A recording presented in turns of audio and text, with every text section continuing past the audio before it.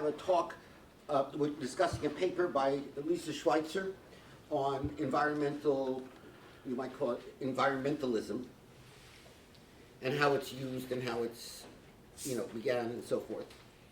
And I remember many years ago when the National Environmental Policy Act was signed by Richard Nixon in 1969. And I always thought it was the Full Employment Act for planners. But what was most interesting at that time was, and this is just to your point, how much environmental, sit where you want. I'll sit here.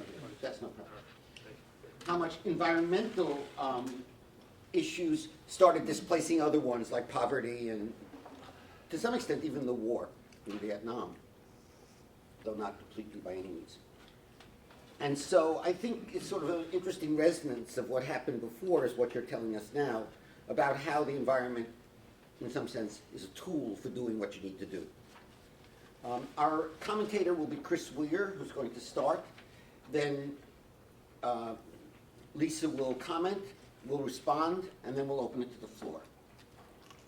Thank you all for coming, and let's start. Okay. Lisa has a paper here that's really dealing with one of the fundamental things that we're all doing, whether we're in planning, public administration, public policy, and that's figuring out ways to trade off between some of the major criteria we want to achieve. So the ones that she talks about are economic efficiency, environmental quality, and equity, and she's really interested in how these are portrayed in the media, how that affects the way that we trade off between all of these. But just to put this in context, the way that her approach here is very different from the way that we do it, we're taught about making these trade-offs in policy analysis. And for example, one of the ways that you can think about this is that two of the things that we have here, we want environmental quality and we want everything else. We want economic efficiency, jobs, etc. Well, one way to think about this is that as analysts, omniscient and omnipotent analysts, we should be able to chart out the production possibility frontier and figure out really what are all the trade-offs between more environmental quality versus more efficiency. And then once we do that and we pick a point on where we want on that trade-off, then we can figure out how we allocate all the goods available between people in the economy. And then from that allocation, we can get to the grand utilities possibility frontiers, how happy we can make people off with all of these different options. And from these grand utilities possibilities frontier, we still have this problem with equity that we want to deal with, but that equity comes in that you put in a social welfare function, and that trades off how you want to trade off equity between one individual or one group and another group. So this reduces, even though we have these three criteria of economic efficiency, equity, and environmental quality, it just becomes a purely technical issue. Fortunately, Lisa hasn't been unduly influenced by this field of thought and is still able to think about really the way things work in the real world are quite a bit more complicated. And one of the things that really is going on is that all of these criteria are portrayed in the media, and that has a big impact not only on the public perceptions but on how the actual policymakers decide these things.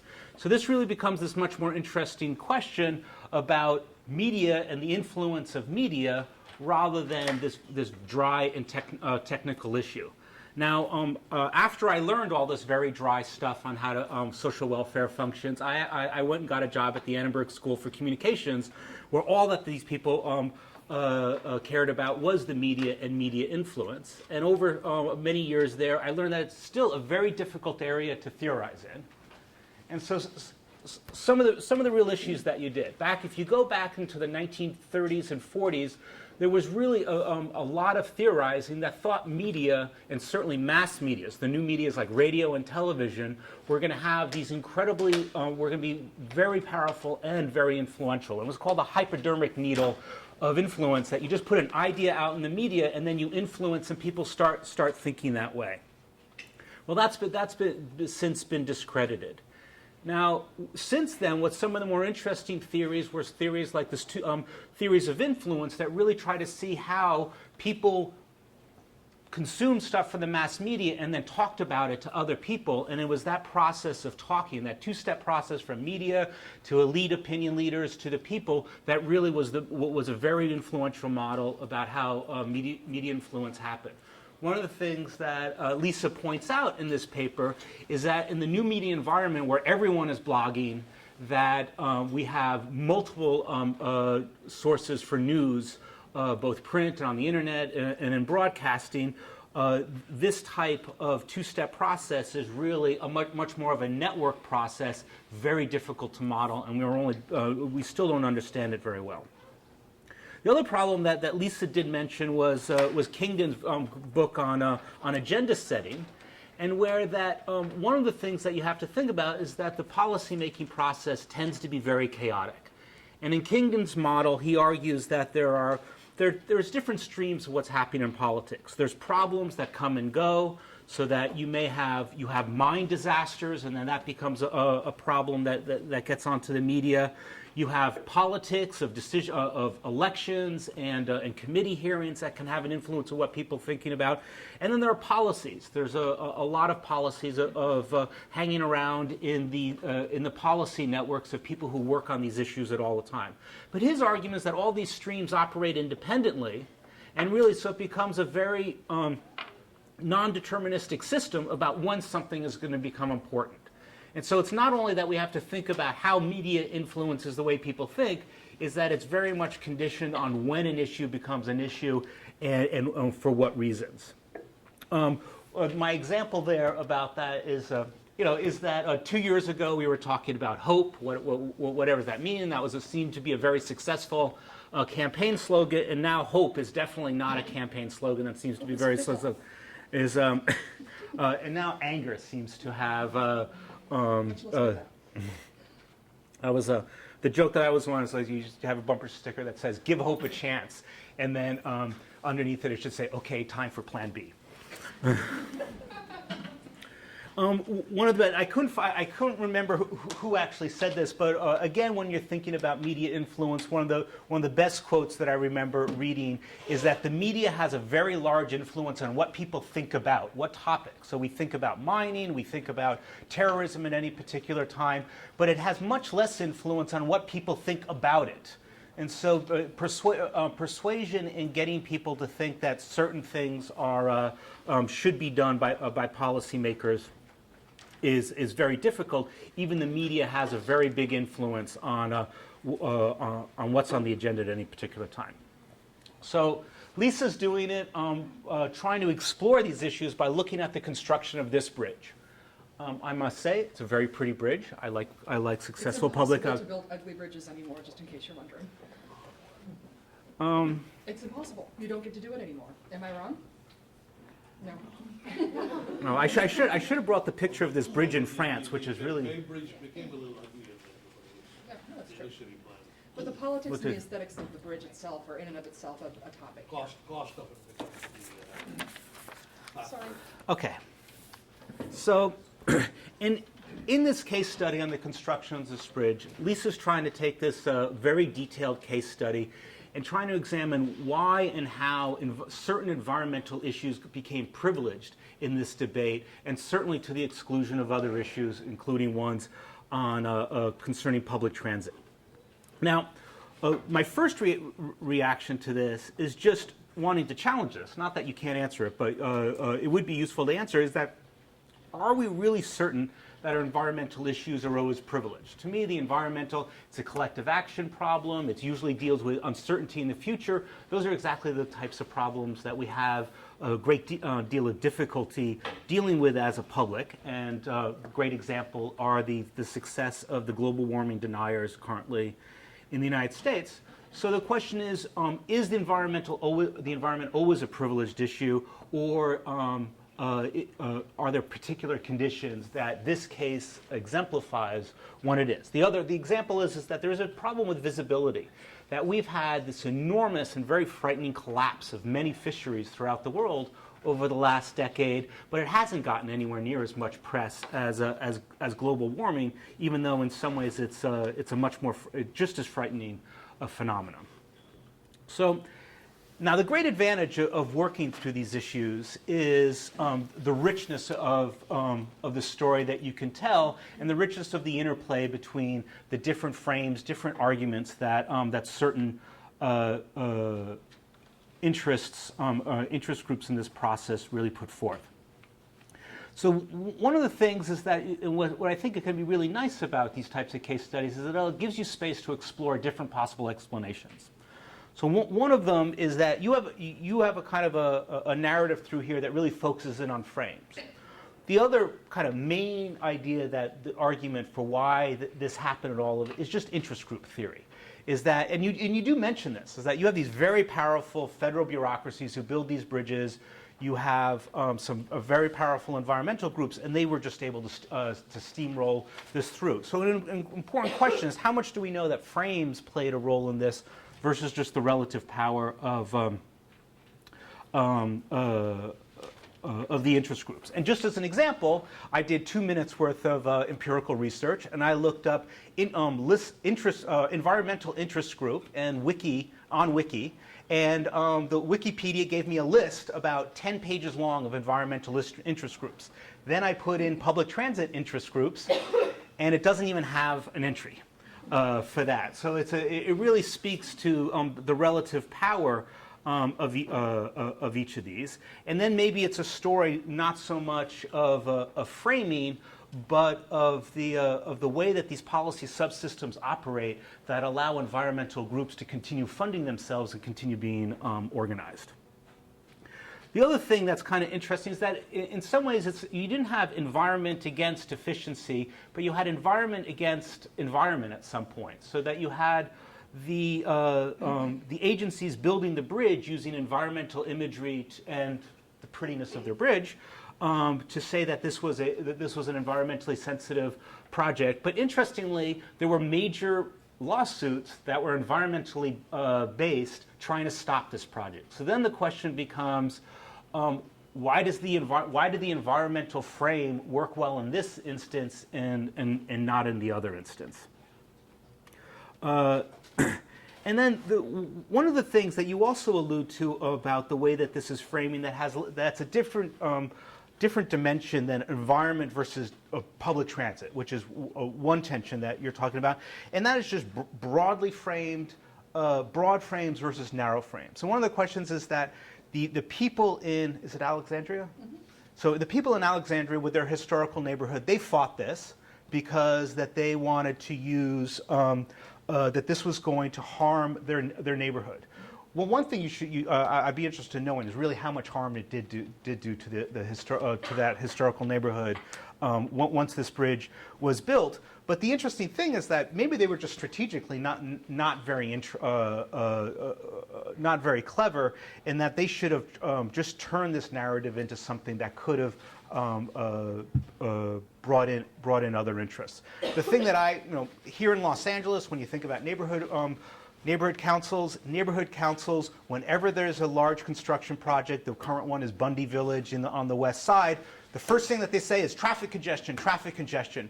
And I think that they go to that one. It may be a million different things other than traffic congestion, but everyone here in Los Angeles has an opinion about traffic congestion, and it's negative. So you want to fight those negative things. Now, the other thing that you can do with case studies is that another good statement is a little theory goes a long way. So you don't have to develop very broad theories, but there's lots of different ideas that you can do that can highlight some of these differences. And so my final is a bunch of suggestions of some things that you can at least spend 10 minutes thinking about. And one is that there is a large literature in framing in political campaigns, and thinking about the use of positive versus negative images, and also the differeces between framing things versus gain versus losses. Again, a Nobel Prize was given out for that idea, so it is a very powerful idea. Lakoff, who's one of the big proponents here at Berkeley, he actually had a very interesting suggestion, which the trial lawyers associations did take up, that there was a very strong negative association with trial lawyers. He got them to rename themselves to public protection attorneys. What could be more positive? I worked for Congress for a while. In Congress, this is all that they do. is they sit around thinking of taglines for policies that make them sound as possible, as positive as possible. So that's a really a very interesting literature where there's a lot of results in case studies, but also results in lab experiments, which you could rely on. The other one that I like is Aaron Wildavsky's theory about risk and culture. If you're looking at environmental problems, his main argument is that people think about environmental risks differently depending on the basic cultures that they have. And he and Douglas differentiate between hierarchical, individualistic, and egalitarian cultures, and depending on the mix of these cultures you would have in a certain situation may have a very important impact on which frames work. The way to think about it is the frame that works for stopping a project in Berkeley may be very different than one that stops a project in Mobile, and I apologize for anyone who lives in Berkeley or Mobile, Alabama. And then there's another really good theory and a very useful theory is Schneider and Engrams' socially constructed target audiences. And she has this theory where basically the argument is the way that the types of policies that are promoted and applied by public decision makers tend to differ very much by how we socially construct the target of who that policy is going to affect. And they have two dimensions. It's like how powerful the organization is and whether it's a positive organization or if it has a negative organization. The main point of theirs is that you always you do much better by being a powerful organization that's positively construed. And so almost any frame which says that we're working this well should be done this way. The great example of that is during Clinton and welfare reform. Welfare mothers and welfare recipients ended up getting more classified as deviants, and so that was supporting much more of a regulatory sort of approach towards welfare reform. One of the things that you saw in the political debate is that people started talking about welfare is not for those mothers, those delinquent mothers or fathers, but it's for the children. And because the children had a much more positive image, they were trying to change that. And I think that in part in what is going in a lot of these environmental debates is this a strategic contestation of exactly how you're trying to present the audiences and the people in this fight. So that's about it. Well, thank you so much. Goodness gracious. A little bit of a backstory about this paper. I began collecting materials on this case study a long time ago, simply because it was so interesting. When I was a practitioner, one of the things that I did was EIRs, and I worked on project development, and I was so impressed by the way in which Parsons managed the public relations here. They had a very slick project spokesman. And I just kept collecting materials as they showed up, and eventually a story began to gel, but we couldn't quite figure out what it was. So we wrote up the case study, first time out, and sent it off to Environment and Planning A. And it was very positively reviewed by very smart people. You get to a point where you've talked with people so much and you can tell how they write the same way they talk, so you know exactly who these people are, even though it's supposed to be anonymous. And it was nicely reviewed, and I just never liked the story, so I sat on it for about 2 years after we got the revise and resubmit, which you should never do. Never do that. Do not do what I do. But one of the reasons why I sat on it so long is not only did I have a whole bunch of other projects intruding, is that I never bought our story. The reviewers did. My co-author was sort of on board. He wasn't the primary researcher here, I was. And so it took me a long time to really figure out what I wanted to say. And that this wasn't strictly a story about institutional power. The really interesting part of the story was the performativity aspects of the governance decision, about the environmental media and how it really does create a special environment for decision making. And so this is one of the reasons why I think in some respects I make this claim that at least in planning everything is environmental anymore. And I actually think I'm pretty safe in making that claim, particularly for planning and public projects. I sit through a huge number of people's comprehensive exams by the end of their MPL program. And I lose track consistently of whether I'm sitting in the transportation comps or whether I'm sitting in the sustainability and land use comps or whether I'm sitting in the economic development comps, because everybody says the same thing. We're going to do this, we're going to do TOD, there's going to be mixed use, land use, there's going to be transit, transit, transit, transit. And I think that message has more than become predominant and hegemonic in planning. And that I think many people have this religion. The National Home Builders Association has this religion.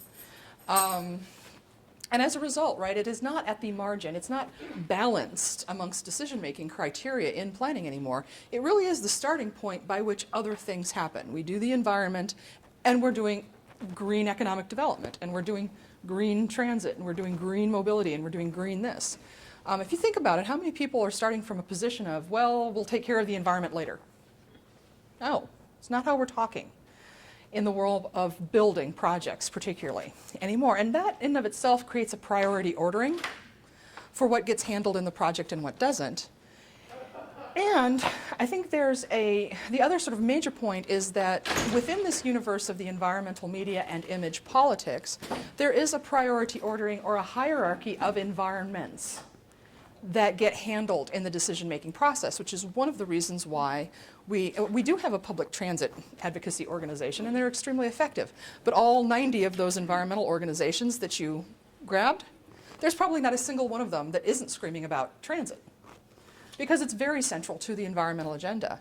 It's just not as easily as imageable, although it's still imageable, and it's one of the ways in which transit has made huge strides in social marketing, is by marketing its imagery. If you go to the high-speed rail page, for example, you'll see wonderful renderings of what the world is going to look like with high-speed rail, right? Because this is image politics, and this is a way of socially marketing your agenda.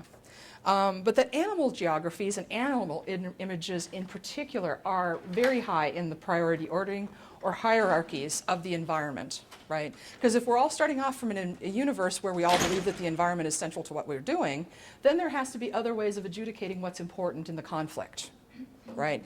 And what's masterful about the way in which these institutions, and in particular Parsons, rolled this entire conflict was in the way in which they took that environmental imagery out of the hands of the environmental organizations and began to control the environmental imagery around the project. So it's very interesting that you brought up the Bay Bridge Project and Berkeley, for example, because the marketing around the Bay Bridge Project, do you remember that? It was about labor, right? They did a great deal of marketing on their home pages and getting it out into the Chronicle about how this was a pro-labor bridge, right? Which is a big resonant issue in a place like San Francisco. And so that's why I thought this was an interesting story. Now, what confounds me about this is I don't know what the answers, I don't know what the conclusions here are, and I don't quite know where I'm sending this manuscript. It's a big deal, I think, in planning. It's a big gap between theory and practice in planning.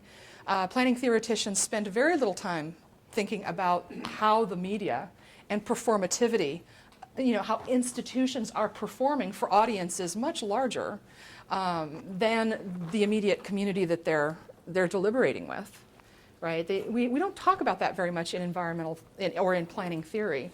But practitioners, or at least the ones I've encountered, especially those that are working on these very high-profile projects that in and of themselves, because of where they're located or because of their size, this is a $4 billion project, themselves become agenda-setting moments. They're very high-profile. It gives people a news peg, right? And that practitioners and these institutions, and particularly agencies and consulting firms that want to continue to get this type of work, right, become very good at socially marketing their image around the project and using that project. So that practitioners are, if they're successful, if they're directors, are very attuned to how their agency's actions, how their words, and how their messages are mediated, right? And as a result, they mediate their own logic, right? They construct messages prior to going anywhere about what's going to play. So there is that sort of immediate feedback loop that is sort of occurring largely outside this notion of democratic deliberation.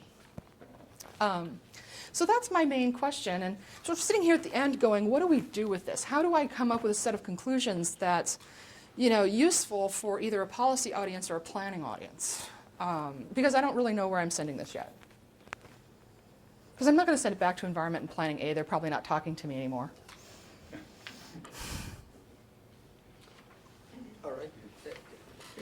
Questions? Some bar or some scale for measuring the greenness or the sustainability of public works, highways, bridges? Okay, so the question that came up was there are these standards and LEED standards and lots of objective standards for trying to create an objective standard for measuring how green a building is and how environmentally sound that it is. And the question is, are there such standards for developments, public works, and we can also throw neighborhoods in there? And the answer is they're developing, yes. There's a LEED standard that's developing for neighborhoods, right? And one of the key standards for that is transit. Right, you have to have transit or some level of accessibility. It doesn't have to be a direct link, but you have to have some level of accessibility in order to get a higher ranking on that green standard for the neighborhood. I mean, one of the arguments that I make in the paper, for those of you who might not have had a chance to read it very closely, even though it's a very important paper indeed, is my argument essentially that the way in which the agencies co-opted and dominated the environmental discussion essentially took the legs out of a transit discussion. Right? Environmental organizations became so unable to beat the drums that they're used to beating on to get their messages out that they really couldn't get anybody to move on providing transit access across the bridge. And it's actually rather unfortunate because we're now at a point where it's going to be a lot harder to do that. There's space on the bridge, but we're going to have to take away an HOV lane, which starts to get into another sort of political catfight. Now, there are other reasons for this institutionally as well. Nobody was really ready to move on it. But my suspicion, and the question about whether the bridge was going to get built, I think is a fait accompli. The question I think that is a little bit more interesting is, would the fight have been uglier? Would it have taken longer? And would Parsons have come out looking as fantastic as it did if they hadn't taken the road that they did, which is using this environmental marketing strategy? I mean, they had deep, deep pockets. They could have made transit happen across that bridge. It's very clear that this bridge was going to get transformed because it was a huge albatross for the agency that had it. And these were not disempowered communities. This is an affluent community on the northern side of Virginia. These are people who are quite good at getting what they want. And part of the issue is essentially that they weren't particularly strategic. They were not capable of building coalitions, right? They claimed to build coalitions when in fact all they really did was talk about their own priority of environment, which was their own, and it had to do with traffic. They weren't really capable of speaking to these larger issues of, yeah, you've shown us some pretty pictures of eagles and you've named them and I feel really good about that, but you're not providing transit across the bridge and as a result you're ruining my neighborhood. They were never capable of speaking to that larger issue, largely because they already have some level of transit access by virtue of one point of access, but also because I think the issue was largely, we just really don't want any new people here. They weren't any more enthusiastic about transit over the bridge than they were about, and as a result, right, this very important question about, for me, as somebody who's trying to get a regional system built, right, sort of falls off the table because nobody gets to make this a priority in this very important agenda-setting moment. Well, a couple of points. One, I think you begin from the planning theoretic perspective. You talk about, you began by referring to Fluberg and Thornton, and it seems, but I didn't see a kind of a continuation of that theme because to a large extent it is a question of rhetoric, right? It is a matter of rhetoric of representation, of how you represent our Meredith sitting here, there's pretty suggestion on that. And so the lesson maybe from the planning point of view is should the planners become more savvy about this, how to present the rhetoric, what is appropriate rhetoric. And I remember my friend Gary Hack once wrote a wonderful paper where he said, the urban design is really all about creating myth. And to be able to create a compelling myth that sells in the community. And but there is also sort of an ethical part of it. That's right. The question is, should the planners get into the business of marketing and thinking over branding and trying to figure out what is a compelling rhetoric or what would sell, obviously pushing a particular point of view, rather than have the more kind of rational, detached economistic kind of way of looking at cost and benefits and alternatives and so forth. So I don't know if you want to comment on those two. That's where I got stuck.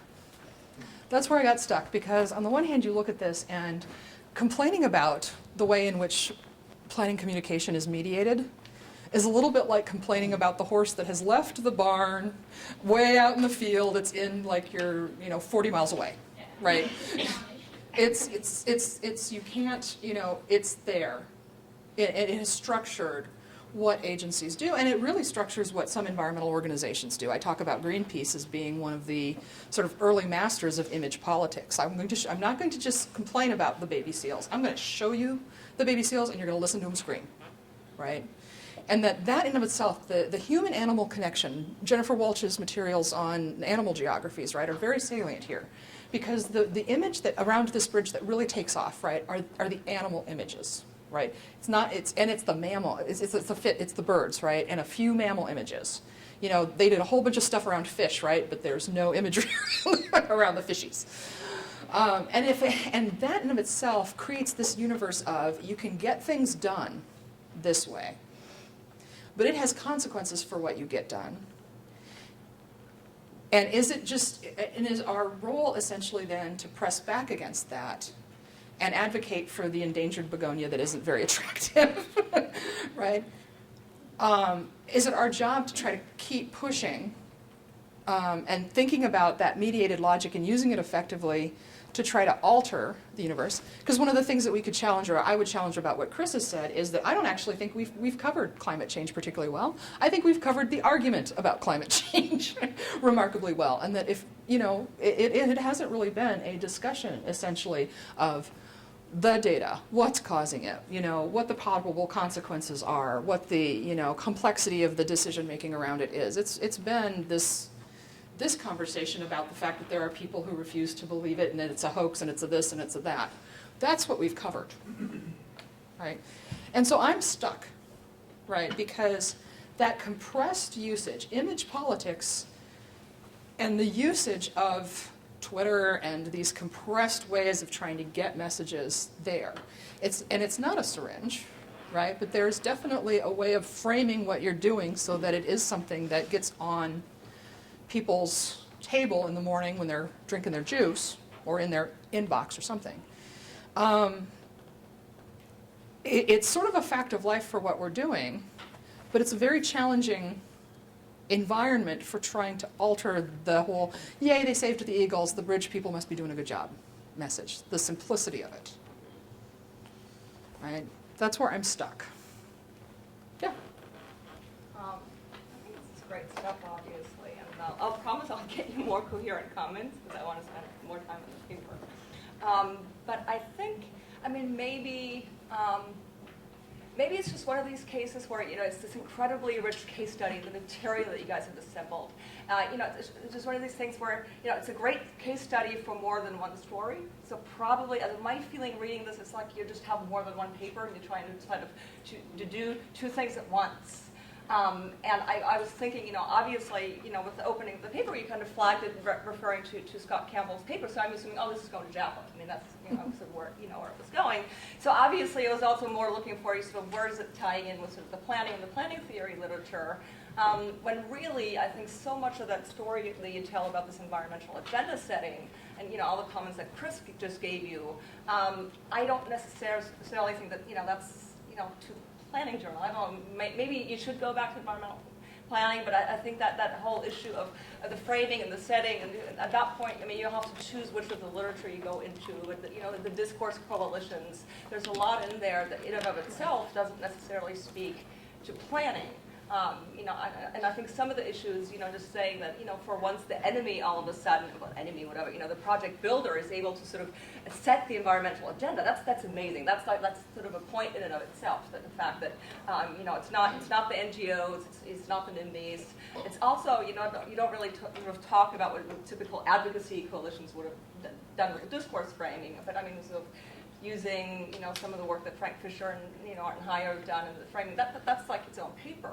I think the other thing about sort of performativity and planners' role in sort of engaging with the media, I think that's related, but not, it's it's almost a separate thing. And I totally sympathize because I actually, I have a paper that I'm sitting on for 2 years for planning theory and practice, where we're sort of trying to, in the German case, performativity, using media, and planners engaging, and sort of getting attention in dealing with that is almost a separate issue. And I don't think it necessarily has to be the environment. In this particular case, these animal images, would lend themselves to sort of that. But maybe that's part of the problem. Is just that you might have two papers.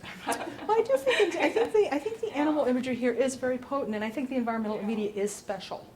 I really do. There is no social justice channel, as I point out on the point out in the paper. But we have a lot of environmental media that's running around the world, and it has its own ways of creating stories, and some of which are sort of these, and gets us to this ethics, right? Some of which are sort of designed to be more along the lines of, we use this very sexy imagery to sort of fool people into learning about the dead fish, right? Which is the sort of museum strategy of major exhibits to teach you about X, right? Versus, the nature, what's called nature porn or environmental porn stuff, which is essentially flashy images, lots and lots of conflict, lots of violence, lots of animals, environments that are framed in ways that media providers are thinking about their customers and what their customers respond to, and less as a question of sort of how you build an educational and social learning frame around that, or social learning opportunity around that. So, and that's because the Discovery Channel in of itself is a remarkably successful channel, and that in of itself is one of those things where you're like, where else, do you find real hour-long discussions about something like bridge building? Where, this in of itself, this case I think is so interesting in that regard, simply because it managed to sort of cover the whole reflexive modernism universe, right? Because we were able to go into heroic structures and all of that stuff that happened on the Discovery Channel around the technical wonder of it, right? At the same time, it was also picked up by newspapers, all of which seem to have an environmental column and section anymore, right? So that it was able to sort of market itself as, this is something that we would have been pulling our hair out over, I say, a decade ago. Building this, the environmental fight would have been a nightmare. And they really managed that whole process much more slickly because they picked up the tools that the environmental organizations had been beating them with.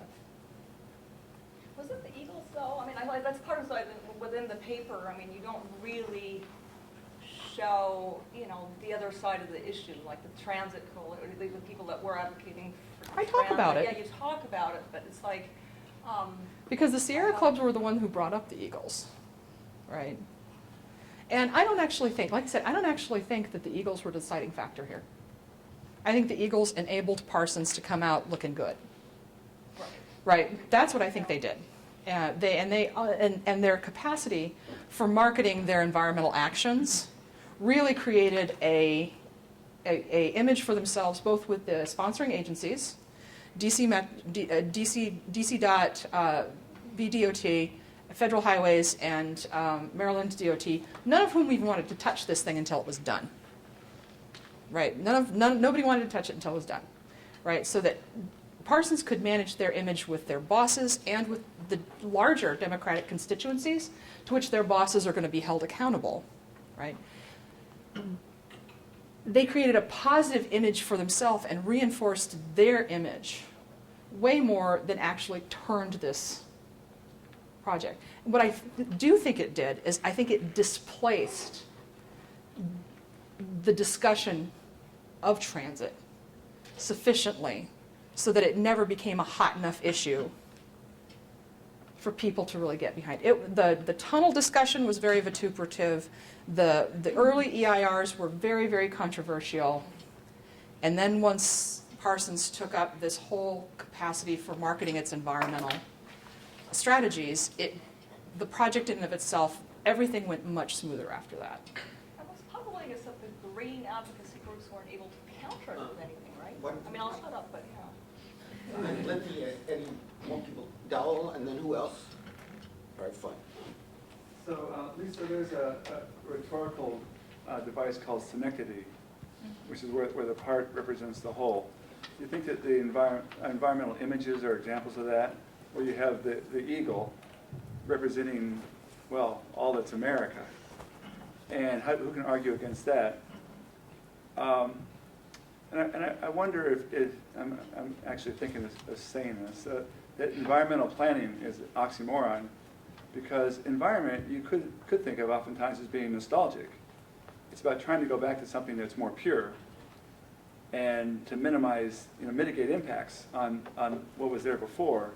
And planning is about going forward in time. The problem being that forward in time, we don't have any images of that. We have images of the nostalgia that's being lost, and not images going forward. So it's really imbalanced. So who's going to lose from this lack of transit anyway? I mean, there's no poster child. So one thing they use in the fiscal debates, it's a cliche now, is they have a baby in diapers, and they put a price tag on his back, like $35,000 or $350,000. That's how much the baby's in debt going forward, representing the future fiscal, burden of the nation.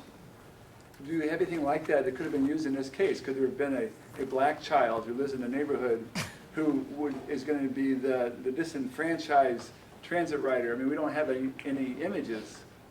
So I'm just trying to think out loud here with you.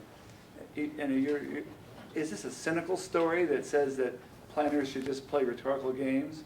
Or is it a story that says if you don't play rhetorical games, you don't have any standing? You get your lunch eaten. So you need to have That's right. rhetorical, you need to build a myth, like Fred was saying, that Gary Hack said, for urban design, some myth that makes room for rational analysis within it about something that hasn't happened yet, which no one can see. And that's a lot of faith required for that. And granted, it requires so much faith, and you don't have any poster child images, you've got to have a really strong myth. The Environmental Justice Organization from the Maryland side of the river did organize some nice rallies. And they would put up they had different signs. But the thing that's really interesting about that is that the guy who's the head of this organization, it really sounds like a small CBO, didn't take any pictures of it. None of these pictures showed up in the Washington Post. They're mentioned in some of the other smaller newspapers, and that's how I found out about them doing the research. But no, that's just not something that got a lot of airtime. And there's not a lot of quotes from either this gentleman or from the people on the Maryland side of the bridge who very much would show up at the public hearings and say, look, this bridge is a nightmare. My commute is miserable because of this bridge. And part of it is that there's already a very strong car constituency across the bridge. As to the whole, why didn't the transit, they did. They fought for 10 years for a tunnel. They fought for 10 years to try to get rail down the center line, and they just couldn't get any traction. And part of it was that LA Metro, or not LA Metro, but DC Metro, really wasn't ready to move. If they had been ready to move, the story might have been a little bit different. Nicole? Oh, okay.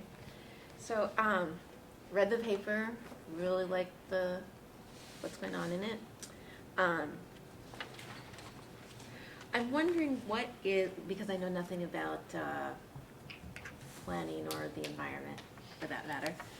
See, you've just contradicted my belief that everyone is an environmentalist. But thinking about it in terms of, from the sociological perspective on media framing or framing of things in terms of if you even compare them in terms of like an environmental framing, a moral value framing, a scientific framing, an efficiency frame, all these different frames, I could see how the paper could fit like that. I think what you have here, so we have a saying that's like, it's like trying to take a sip of water out of a fire hose. And there's this, you gathered so much data that it's kind of hard to then parse out where all the pieces go. And so reading it, I was thinking, okay, I'm waiting for either, what's the contradiction to this? Mm-hmm. Of, why did it happen? Why in other cases would it not happen? What's the surprise? So that they take pictures of, baby seals or something like that. So how is that different than we think that the environmental movement would be, or other types of movements? I'm sorry, I don't quite understand. Where's the contrast? Yeah, where's the in other words, what's the null in the case? I'm sorry, I'm thinking, actually, I was thinking about my food. What if Parsons were less adept at its job? I could contrast it, for example, with the Bay Bridge and the way that was framed, and it was a pretty ugly fight, because I do think the labor marketing did help it along. To me, the twist in this story was essentially the way in which in the universe of the world, basically the reason why people hate freeways is because of what? They hate congestion, and they think it's an environmental problem.